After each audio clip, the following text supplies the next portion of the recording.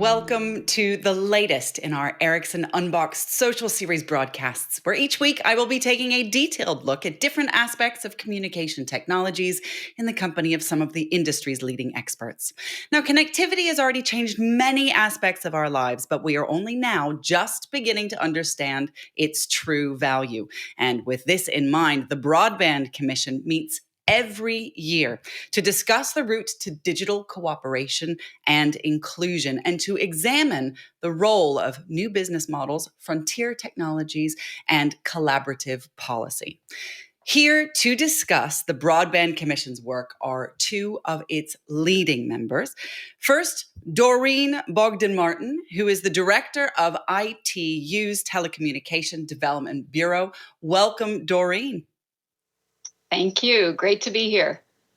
Doreen leads efforts around universal digital inclusion at the UN Agency for Digital Technologies. And you are based in Geneva. And you also serve as the executive director of the Broadband Commission for Sustainable Development. We are delighted to have you here. Thank you. Eric Akuden is the Senior Vice President and the Chief Technology Officer at Ericsson. Welcome, Eric. It's wonderful to have you back. Thank you. Good to be back. His experience of working with technology leadership globally influences strategic decisions and investments in mobility, distributed cloud, artificial intelligence, and the Internet of Things. And this builds Eric on a decades-long career in technology strategies and industry activities. Welcome to you both. Now, the way today is going to work is that we will be taking questions from our audience throughout the program, but we will dedicate a good chunk of time at the end to a Q&A. We will be taking questions from Twitter, Facebook, and LinkedIn. And already I can see that we have people joining in from Mexico, Brazil, Paris, and Sweden. We have lots of viewers on, so I'm looking forward to hearing the debate. So please do jump in. For the first bit, however, I get to ask some questions about the Broadband Commission and about Ericsson and the ITU's role in looking into the future. Doreen, I'd like to start with you. A very quick question to start with. The Broadband Commission has just published a major report called People-Centered Approaches to Universal Broadband. What do you mean by people-centered?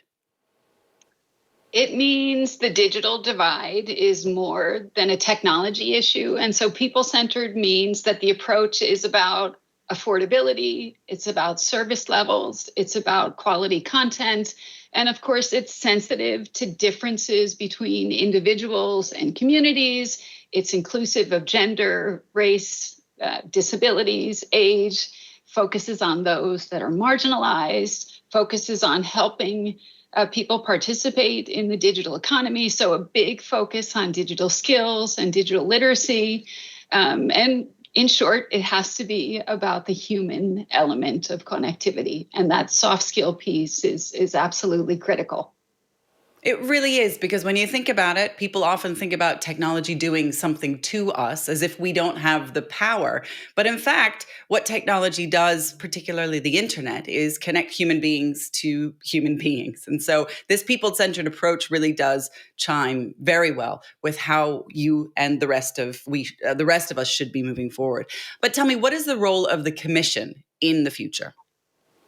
Well, so the Broadband Commission was created actually back in 2010 when the former UN Secretary General launched a global call and asked for countries, organizations to redouble efforts to achieve, at the time, the MDGs. So 11 years on, I think we're still going strong. We have over 50 commissioners that are leaders in the field. It's really a global think tank and advocacy body that's committed to the goal of universal broadband connectivity. And of course, we do this through impactful public-private partnerships, through thought leadership, through actionable policy recommendations, as we just launched in our recent report. And of course, we leverage the strength of our membership and their collective expertise to really advocate for this meaningful, safe, secure, and sustained broadband. We consider ourselves the UN Secretary General's advocacy engine for his digital cooperation roadmap, and will make great contributions to the UN Common Agenda in the future. Thanks. It's interesting that it's called broadband because I'm envisaging a future in which there are new technologies that go beyond broadband. Will the commission have a different title in the future, or do you mean broadband more generally when you speak about that rather than the specific technology?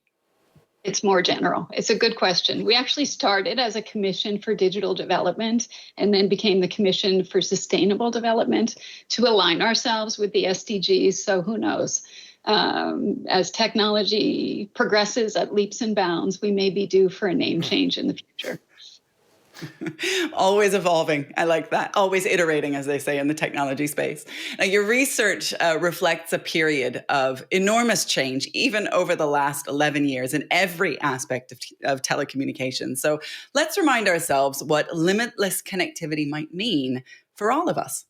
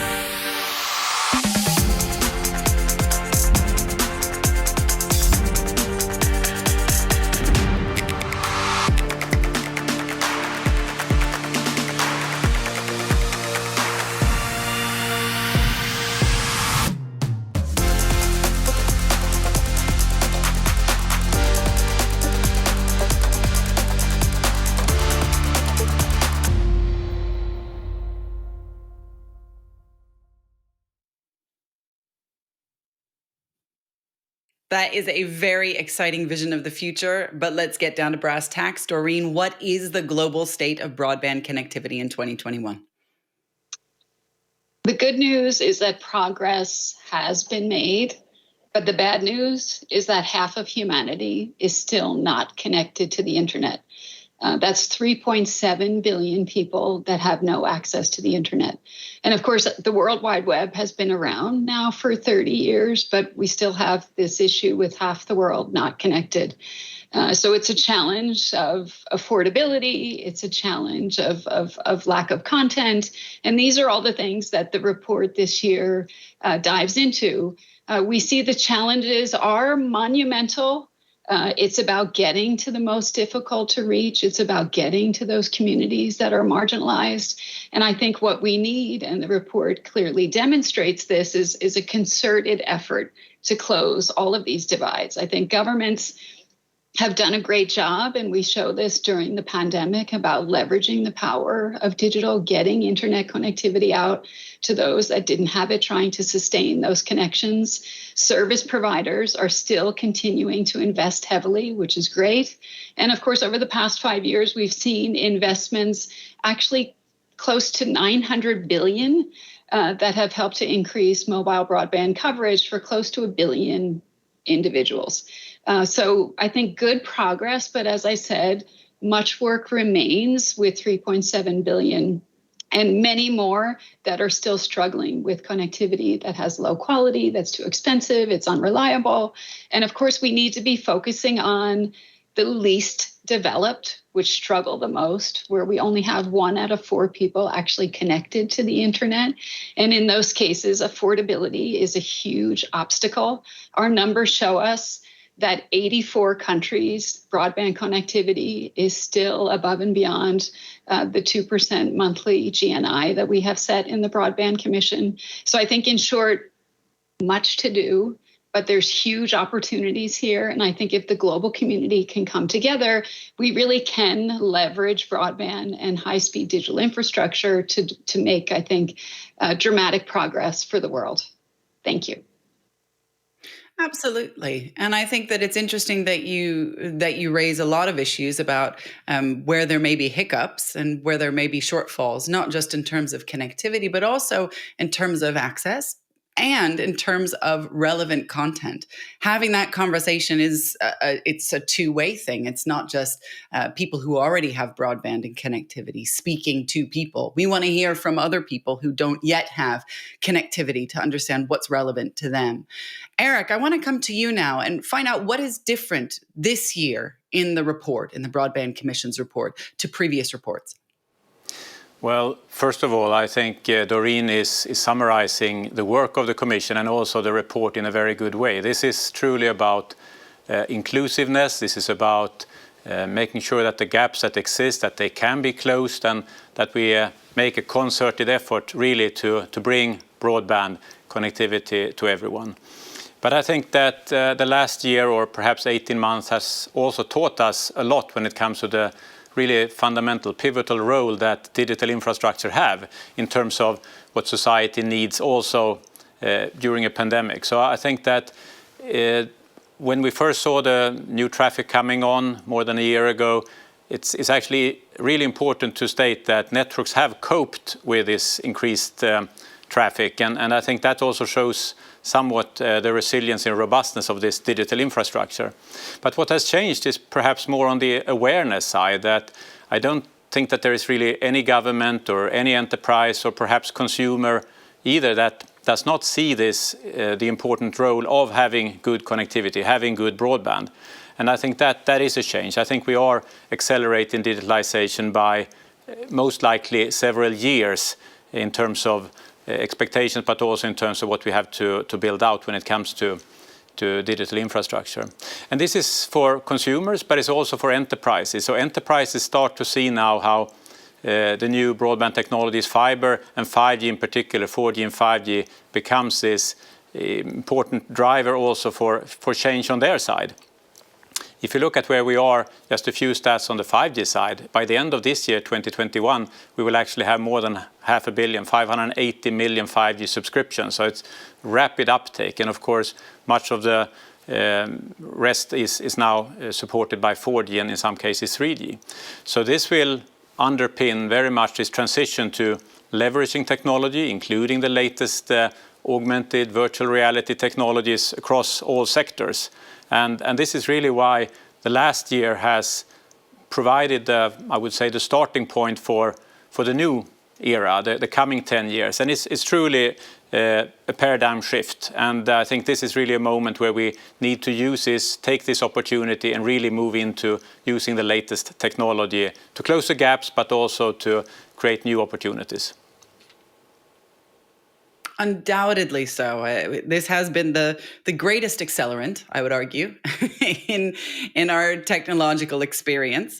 Many people have anticipated that people would go online for everything in the future, but I don't think that they imagined that they would all go online at exactly the same time out of necessity. So if anything else, it has been an extraordinary stress test. And congratulations to those network engineers who did keep the connectivity up and running. But Eric, you mentioned the way that the pandemic has created opportunities for enterprise, but let's talk briefly about education. The COVID-19 pandemic caused the greatest global disruption to education in history.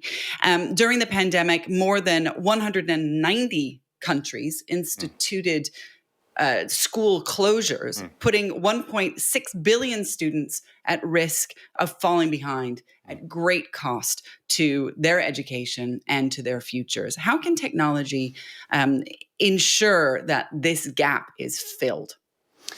Well, those 1.6 billion students that you mentioned, that's more than 90% of the world's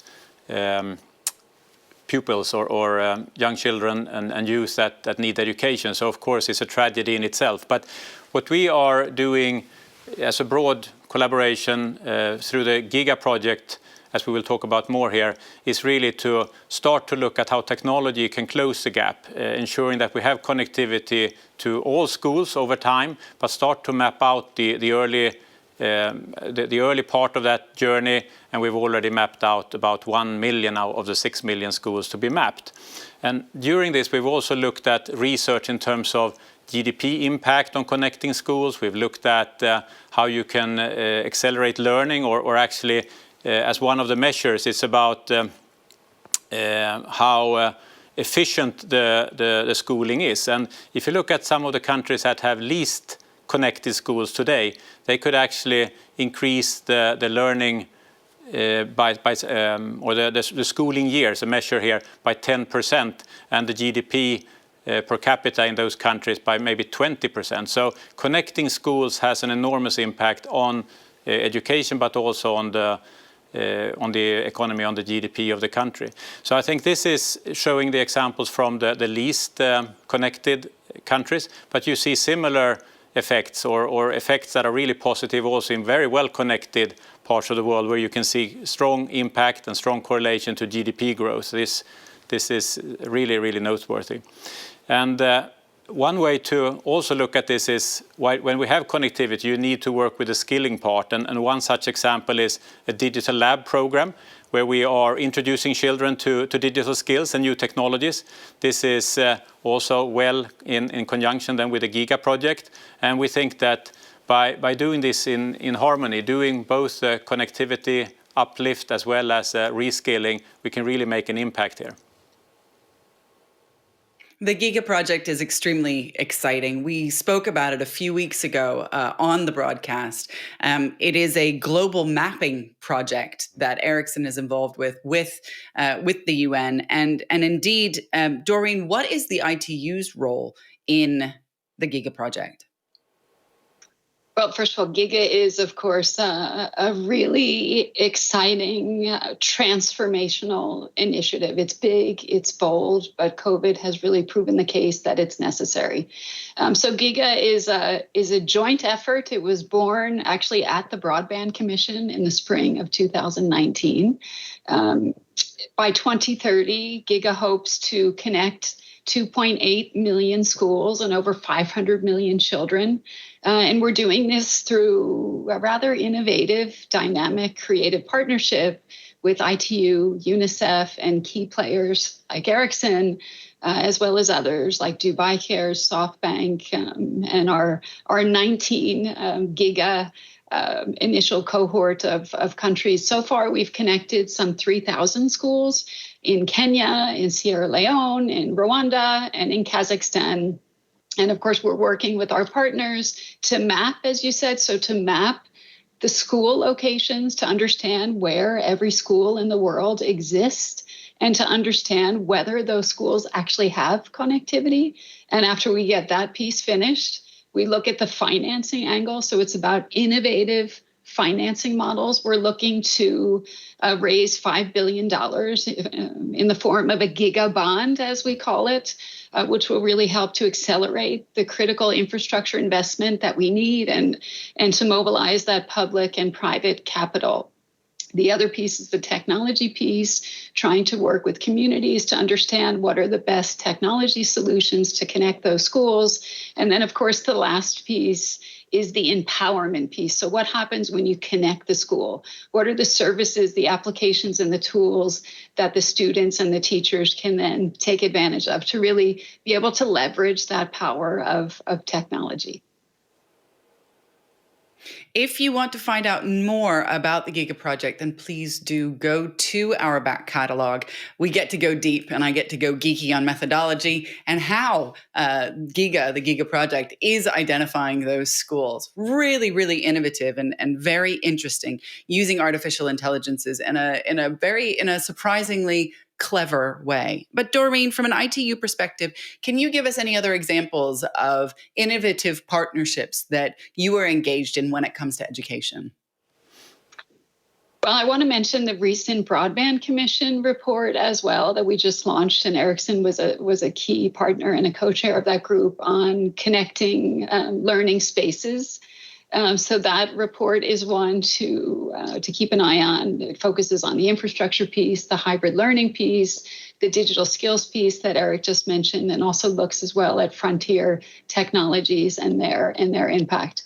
But also on the ITU side, we saw during COVID how in many cases teachers or students had access to connectivity, but they didn't possess the necessary skills, those digital skills, the digital literacy necessary to actually take advantage of that connectivity. So we teamed up with Cisco, with NORAD in Norway, and launched a series of digital transformation centers. So these centers, we have 9 of them up and running today. They really target marginalized communities and individuals that have no prior digital experience. So it's all about skilling them, upskilling them. We've done some training to over 100,000. We have very high aspirations, and we're moving into a second phase of the project and hoping to add more digital transformation centers around the globe. Let's move away from school-based education for the moment, Doreen, because we saw an enormous loss of jobs, of employment, of opportunities for people during the global pandemic. And in fact, 4.2% of women's employment disappeared, if we just want to look at one vertical. What role does digital technology play in boosting entrepreneurial capacities for people, women, others, who lost work during this time, during the global pandemic? And how can technology help to create entrepreneurial spirit or entrepreneurial activity within the SME space? Well, I think there's a direct correlation when women and girls can actually access digital technologies and learn ICT skills. They do have the opportunity to then start businesses, sell products, have access to new markets, and ultimately find better paying jobs. Today, an estimated 90% of all jobs require digital skills, and businesses, of course, increasingly rely on ICTs for services and for tools. But the problem, and this comes back to women entrepreneurship, is that we have this big digital gender gap. So we have a digital gap, but within that, we have a pretty big digital gender gap, and that has an impact on women's opportunities. So women lack the same access to the internet as men do. Women lack those digital skills to take advantage of the connectivity if they get it. And women lack representation actually in the technology sector, which means that women and girls are actually being left behind in terms of the digital revolution. For women-owned entrepreneurs and women-owned SMEs, the gender gap means that they have fewer opportunities in just about everything. In digital, they miss out on participating in the digital economy, which was really necessary, of course, during COVID. And of course, on top of it, women have less access to venture capital. We actually saw in 2020, women-led businesses only received 2.3% of venture capital, which was actually down from 2.9% the year before. So we need to work harder in this space, much harder, so that we can build these gender-inclusive economic policies that encourage women to build connected SMEs and to be leveraging those digital opportunities. We have lots of great programs that tap into this space, but I think much more needs to be done. Yeah, and if you... Eric, I would love to hear from you on that. Well, I think, as you said, Doreen, this is something that is really a high priority across everything that we do here. Connectivity is just the starting point, and the inclusiveness on the gender side is clearly front and center. I think we can also look at what's going to happen over the coming 10 years when it comes to new jobs. You mentioned also that this is about using new technology, perhaps creating new opportunities, new jobs. And as we know, many reports predict that by 2030, most of the jobs, probably above 80% of the jobs that will be relevant there, may not even have been defined right now. So there is a great opportunity with that digital skilling and reskilling to really create the best opportunities for girls and women, but also I think for the whole society here when it comes to leveraging technology. If we don't take the opportunity though, then of course we should be aware that we are risking to increase this, and that might even become a chasm in itself. And Eric, I wanted to follow up, because I think that this is a natural place to take it, which is how to ensure that technologists are delivering networks to rural and underserved communities, and how also do you anticipate creating an interest or a need or even the inspiration to participate in such networks? Well, I think this is coming back to what was mentioned in the beginning when it comes to the importance of really going for connectivity everywhere on the countryside, being inclusive in terms of how to build out networks. And here we are really looking at the opportunity to upgrade existing infrastructures. Those are cost-efficient ways to do that, and also bring in the communities when it comes to leveraging proven mainstream mobile technology. This has proven to be the way to create telephony service across vast geographies, and now we're doing that also on the broadband side to really leverage technology to upgrade to full broadband connectivity. So I think that's really the way to do that. Can we also talk about the other burning issue of the day, which is climate change? Has connectivity got a role to play in tackling this global crisis? For sure, absolutely. In many ways. The starting point, of course, is that sustainability and reaching the CO2 targets, that cannot be done without the importance of the leveraging technology to its full extent. And if we look at some of the work that we have done that led up to the work published under the Exponential Roadmap, we see that across sectors, this is really where new digital technologies help us to reduce significantly onto what each sector can do on their own. The estimates, looking at 10 sectors, is that by 2030 we should be able to reduce CO2 by as much as 15%, leveraging the latest technologies. And of course, mobile technologies, including 5G, is a big part of that. Doreen, I'd love to hear your thoughts on this climate change issue as well. How does ITU imagine that technology is going to help to reduce or certainly counteract the impact of our activity on the planet? Well, first of all, I think digital technologies are powerful tools that have transformative effects on the 17 Sustainable Development Goals. But at the same time, as Eric was noting, we have to be mindful about the impact, not just on society, but of course on the environment, how they're being developed, how they're being deployed.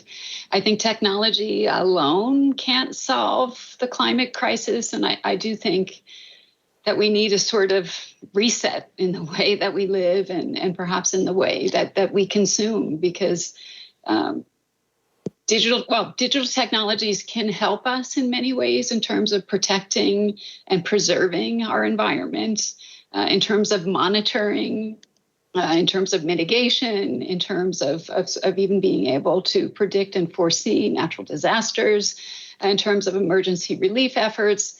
But as consumer demand increases, the amount of energy-intensive ICT services and applications, of course, continues to grow, which therefore results in a growing carbon and waste footprint. What we have been doing, of course, together with industry members, including Ericsson, is putting together a broad portfolio that will help to minimize the carbon footprint of ICTs. And that ranges from areas such as e-waste. Electronic waste is a huge issue. So we're actively developing standards to reduce waste, and we're also striving to put in place national and global policies in terms of e-waste management and recycling. We've been working with many countries to help them establish e-waste legislation. We also have our green standards, which are directly supporting the ICT industry to get to that net zero emissions. And those green standards help to provide, I think, a clear pathway to meet the climate targets that have been set out, as Eric mentioned, in the Paris Agreement. We have a few questions that have come in from our social media channels, and some are wondering about the future. Manoj is asking, what is the future of telecommunications? Eric, I'm going to throw this one to you because we've got new digital technologies, new innovations that are on the cusp. Some people are already beginning to use them. So how can Ericsson ensure that those are indeed implemented in the best way? And indeed, and indeed, as some are asking, when it comes to the rollout of 5G, which is perhaps the greatest enabler for many of these new and innovative technologies, how will this be rolled out? Alfredo wants to know when it will be in Argentina. Carmel wants to know about her corner of France. What do you see as the rollout of 5G and its role on these new innovative technologies of the future? Well, I think that unfortunately we see that rollout of 5G is not happen evenly around the world. In some cases it's because of lack of suitable spectrum, mid-band spectrum, high-band spectrum, which is what 5G needs. In other cases it's because of regulatory uncertainty or perhaps even inability to finance and make money out of the rollout. So it's not evenly spread. But what we see though is that the transformative power when 5G is rolled out, because just like we learned in the 4G era when it comes to smartphones and apps in a cloud ecosystem, we now start to see similar things happening on the 5G side. So you can empower the local innovation, startups locally, you can empower enterprises and society at large. So it's really, and it needs to be a government push for really getting 5G out as soon as possible, including with nationwide coverage, because that is really what helps these innovations to happen on top of the 5G network. But of course, once we have the 5G infrastructure rolled out with nationwide coverage, then we should expect both consumer experience, such as advanced augmented reality, XR experiences. We talked about homeschooling or remote education. The report that Doreen mentioned before, it really indicates that the latest technologies will also help in that side. Virtual reality technology to improve on the education side. And you can go sector after sector and see that now we start to see the new devices, the 5G devices coming out, new form factors that allow for these kind of immersive experiences. And they can then be employed in multiple use cases. So I think the ecosystem and I would say in the industry at large is very ready now to embark on the next 10 years of innovation on top of 5G. But then also, yes, sorry.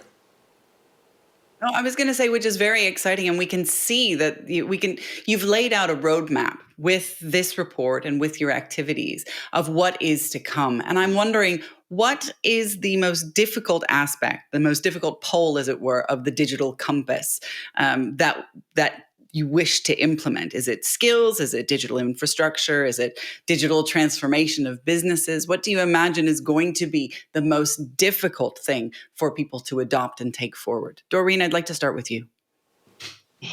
Am I allowed to say all of the above? I think you are. Okay. Yeah, I mean, as I said before, we have lots of challenges. And coming back to Eric's point, when we think about the future, we have to be careful that we don't have a sort of future 5G world with the digital haves and the digital have-nots. And we got to really focus on closing the divide.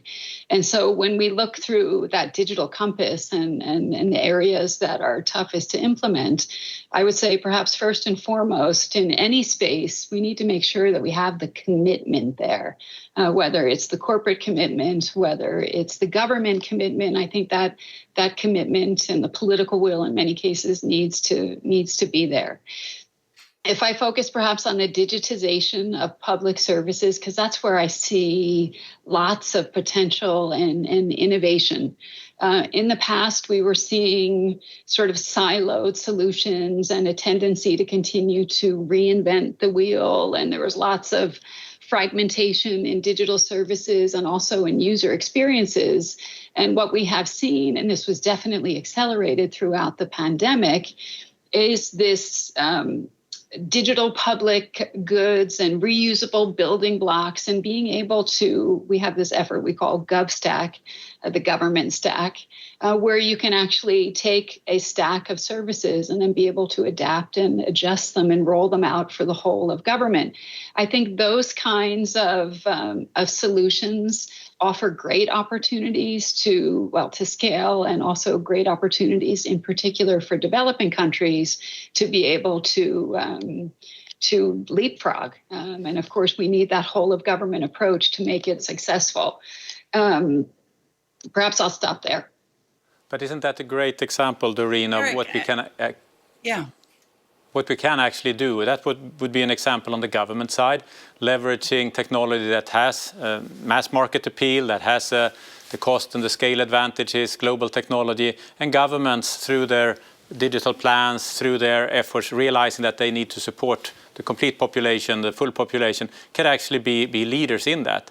And we see similar things, I think, across sectors. Enterprises that start to realize that their digitalization journey need to benefit from global scale, such as what we've seen in the era of smartphones and the things that consumers have enjoyed for more than 10 years. So I think both governments as well as enterprises, they now need to be embarking on this journey through the use of mainstream technologies. I think that's a fantastic opportunity.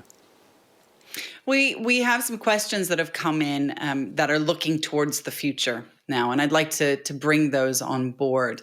At this point, we will be taking questions from the audience, so please do participate. We're taking questions from Facebook, LinkedIn, and from Twitter. Farah asks, going forward, and this is to you, Eric, do you think that 5G will be the main digital infrastructure for consumers with mobile and fixed wireless residential access? I do, and I think that we already start to see that. In fact, more than 70% of the world's operator service providers, they already have fixed wireless access services offering to their consumers, their residential customers. And that is just showing the power of 5G when it comes to the bit rates, when it comes to the quality of service, and of course also when it comes to cost. So it's very cost efficient to use 5G as fixed wireless access technologies across the world. It would be a very strong complement to fiber installations. And of course, if you look at the usage also over mobile, over smartphones, over tablets, and ultimately over AR and VR glasses, that is continuing to grow, I would say, at an unprecedented rate. So of course, 5G will be that digital infrastructure powering both consumers, homes through fixed wireless access, and enterprises. Similarly, we have several questions about security. So Wayne is curious about 5G, 6G, and security. Will there be an increase in vulnerability with advanced mobile systems? We can't move in that direction. I think that the world has learned that security is increasingly important. And through the years, we've learned that it has to be built in from the ground up. That's why international standards that build security in from the start, on device side, on the network side, and then ultimately gets implemented in products and applications all the way up the stack. So for every generation, 5G now and 6G was mentioned, of course we need to increase the security of the system. It's an imperative, but I also think that across the world, governments and enterprises, they are putting very strong requirements on security, rightly so. And I think that this is an opportunity to improve and increase security as we go forward rather than the opposite. And Doreen, security and trustworthiness are not only technological facilities, sort of infrastructure facilities, but they're also soft aspects. And I'm wondering, from the ITU's point of view, and this is a question from Alessandro, what are the building blocks of building a trustworthy infrastructure? Great, and it's sort of a perfect follow-on to Eric's answer as well. Well, I think, of course, the first element is getting that access there. So let's remember the access piece. The second piece, I would say, is about those digital skills, the digital capacities, the digital literacy, and continued upskilling. I think the third piece, in addition to kind of the network and technology security that Eric was speaking about, is also what can we do as individuals? And here, I think it's important to remember online safety, remember child online safety in particular. We have ramped up our programs on child online protection in particular, because during the pandemic, we saw so many young users actually come online much younger than their parents would have ever envisaged or wanted. And so I think there's much we can do as individuals, as parents, to actually protect ourselves. Of course, that's not perfect, but I do think it helps. And so there's much, I think, that can be done there. I also think we have to remember sort of those ethical dimensions, ethical online conduct and behavior, because of course the digital space is not a legal vacuum. And I think there are laws and regulations that do guide conduct. Yes, interesting. The idea of digital citizenship, those types of skills become very important now that we do have a population who has entered the internet and perhaps may be learning about its culture for the very first time. Tanya on Facebook has a very specific question, and it's about the Giga project. She says, how can we help with Giga and Giga bonds? Should I take that, or Eric? Maybe you want to take that, Doreen. I would say join us. As I said, it's bold, it's ambitious, and we really need all hands on deck. So we're working with lots of youth mappers and others to help us on the mapping piece. We're constructing with a number of banks, putting together the bond piece. So I think there's much to be done, and feel free to reach out to me at the ITU. And I'm happy to share more details and look at ways we can collaborate. And if I ask, and also complement what you said there, Doreen, of course, the bond side is really important to put the financing behind this. And what we are doing then, just the information is available online, but the mapping exercise is really something that we want to accelerate. As I mentioned, we have mapped 1 million schools now, and to get to the 2.8 and ultimately the 6 million schools that we are estimating, of course, we need to work with multiple sources in a partnership. So feel free to reach out also in that area. But then it is really about connecting them, as was mentioned by Doreen before. We certainly believe that this is leveraging mainstream technologies, upgrading mobile technologies, as I've said before, but it's also about having the, I would say, enthusiasm from the governments, all the way down to the municipalities and schools.